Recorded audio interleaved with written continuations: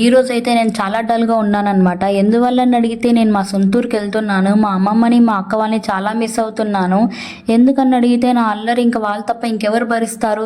ఎందుకంటే కొందరైతే 2 వేస్తారు అల్లరి చేస్తే. మా ఇంట్లో నేను అల్లరి చేస్తే ఇంకా బాగా అల్లరి చేయని అంటారనమాట. ఇంకా వెంటనే రీచ్ అయిపోయాము స్టేషన్కి. ట్రాఫిక్ జామ్ ఎక్కువ ఉంటుందనేసి చూసే కొద్దీ ఇంకా ప్లాట్ఫామ్కి వస్తే సెకండ్ ప్లాట్ఫామ్లో ఉండిందనమాట ట్రైన్. ఇంకా ఎక్కేసి ఇంకా నా అవుట్ఫిట్ అలా చెక్ చేసుకున్నాను. సింపుల్గానే ఉందనేసి అది నాకు కూడా తెలుసు. సీట్ ఎక్కడబ్బా అని వెతుకుతుంటే ఇంకా లాస్ట్కి ఆ చివరేస్తాడు బాత్రూమ్ దగ్గర. ఇంకా అక్కడైనా దొరికింది అనుకుంటే ఇంకా ఏం చేద్దాం, ఇంకా కూర్చోవలసిందే అనుకున్నాను నేనైతే. ఇంకా వెంటనే స్టార్ట్అప్ అయిపోయింది అనమాట ట్రైన్. ఇంకా చూస్తే ఆడ ఏదో బుక్ ఉన్నింది, చూసి చదువుదాం అనుకున్నాను కానీ చాలా పెద్ద అక్షరాలు ఉందన్నమాట. ఇవన్నీ మనకంతా కొంచెం దూరం అనుకునేసి ఇంకా పెట్టేసాను నేనైతే ఆ బుక్. మా అమ్మ ఏం చేస్తుందని చూస్తే మా అమ్మ కూడా ఫోన్ చూస్తుంది.